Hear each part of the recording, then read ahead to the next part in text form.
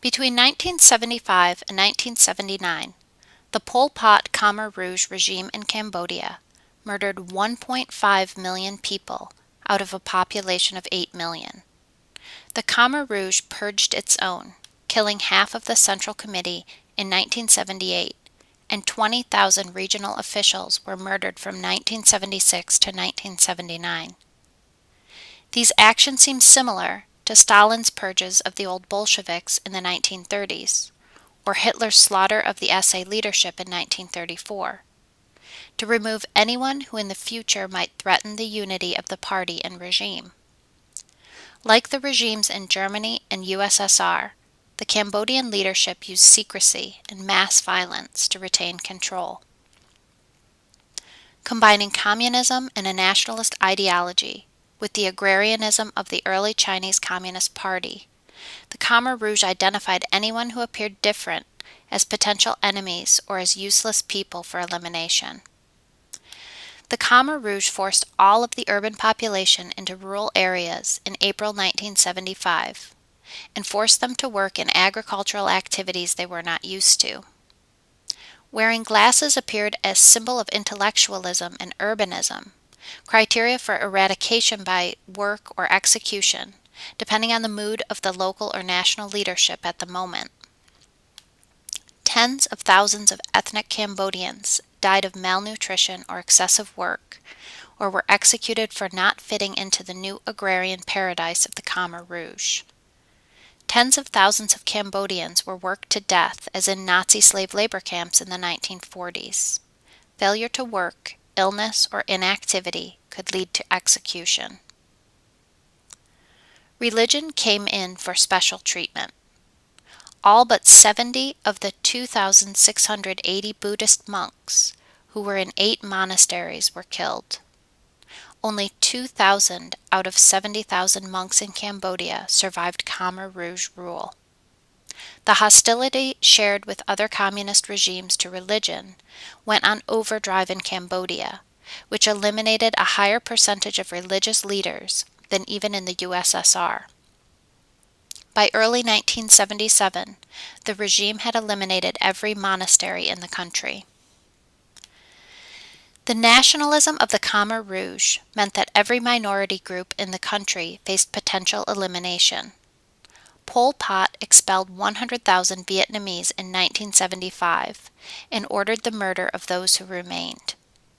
Of the 425,000 Chinese, about half, 215,000, were executed or died of hunger and disease, since many of the Chinese used to reside in urban areas and could not adjust to the rural environment and work quotas.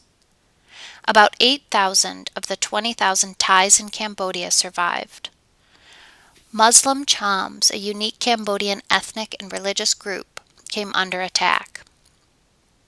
Of the 250,000 in 1975, about 100,000 had died or were killed by 1979, and the likelihood was if the regime had survived, the remainder would have had their own final solution. For the tiny Kola population of 2,000, none survived the onslaught of the Khmer Rouge. Altogether, 1,671,000 died under the rule of the Khmer Rouge until the Vietnamese invaded in 1979 and ousted the regime. The United Nations did not intervene, and the UN Accord on Genocide was never implemented in Cambodia. In 1971, the Pakistani army opposed the triumph of an East Pakistani-based political party in national elections and sought to repress the ethnic Bengalis. Bengal had been part of British-controlled India until partition in 1947. West Bengal remained part of India with a majority of its population being Hindu, but East Bengal had a Muslim majority and became part of Pakistan, although separated from the rest of the country by India.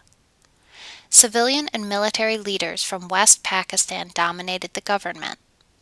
The majority of Pakistan's population lived in East Pakistan, while the leadership came from West Pakistan. In the 1950s, the Pakistani government refused to recognize Bengali as a national language. In November 1970, a cyclone hit East Pakistan especially hard, and subsequent floods killed 250,000 to 500,000 Bengalis.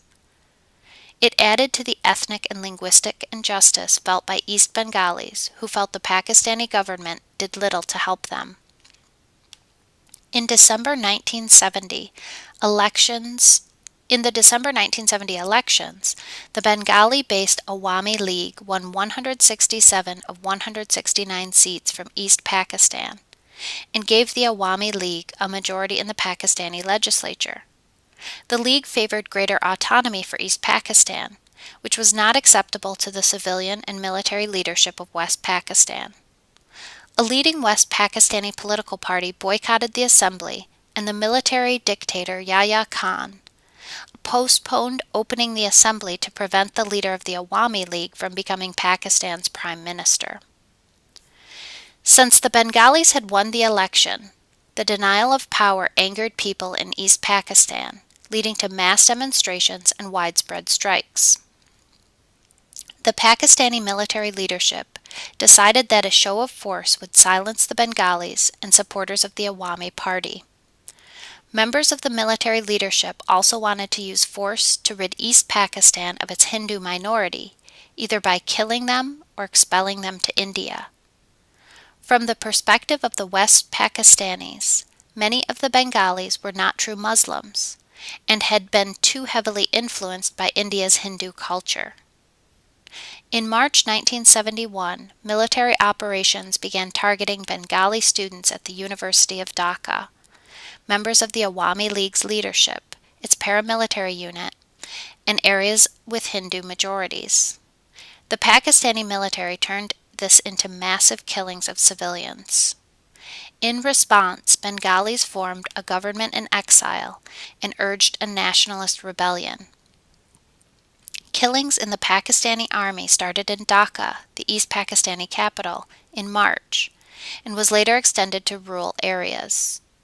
Members of extreme Islamic political parties like the Muslim League joined with the military to kill Hindus and Bengali Muslims they believed were not true Muslims. At least 15,000 people were killed in the first round of assaults in March, and continued until the intervention of Indian forces in December 1971. At least 10 million people fled to India for safety, and another 30 million were displaced by the war and genocide within East Pakistan. Journalists and missionaries reported on the killings. According to Bangladeshi sources, a total of 3 million were killed in 1971, and 200,000 women and girls were raped. The killings ended with the liberation of East Pakistan and the creation of the independent nation of Bangladesh. Pakistan continues to deny that genocide took place. Recently, Bangladeshi authorities convicted a leader of one of the local Islamic parties for participation in the genocide. Scholars have not given the genocide the attention it deserves, in part because conservatives tend to identify with the Pakistani government, and left-wing scholars did not find any common bond with the Bengali nationalists. They did not see the genocide and the creation of Bangladesh as an anti-colonial movement, especially since the majority of the population were Muslims on both sides of the conflict. While the events in Bangladesh received a good deal of media attention in 1971, that soon faded. The United Nations provided aid in the wake of the genocide, but no one took responsibility for punishing the culprits under the UN Convention on Genocide.